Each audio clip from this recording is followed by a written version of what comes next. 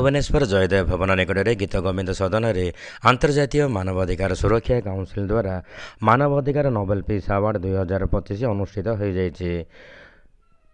अंतर्जातीय मानवाधिकार protection council अनुकूल गीतगोविंद सदन जयदेव भवन भुवनेश्वर ठारे मानवाधिकार नोबेल पीस अवार्ड 2025 में सभा अनुष्ठित हो जाइए।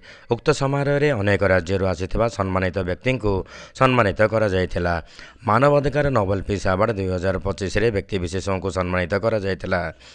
मंचासीन अतिथि माने हेले मुख्य अतिथि भावे श्री संजीव मारिक अवसरप्राप्त जनरल पुलिस निर्देशक, मुख्य वक्ता रूपे उमाचरण मिश्र अवसरप्राप्त जिला विचारपति, विशिष्ट अतिथि रूपे डॉक्टर आलोक कुमार बोस प्रतिष्ठाता और अध्यक्ष अंतर्जातीय मानवाधिकार सुरक्षा काउंसिल, सम्माननीय अतिथि रूपे मनोज कुमार पाणी राज्य संयोजक अंतर्जातीय मानवाधिकार सुरक्षा काउंसिल उपस्थित में मानवाधिकार नोबेल पीस अवार्ड 2025 में उपाधि प्रदान कर सामाजिक सेवा और अनेक क्षेत्र में पुरस्कार सम्मानित करा जायतिला।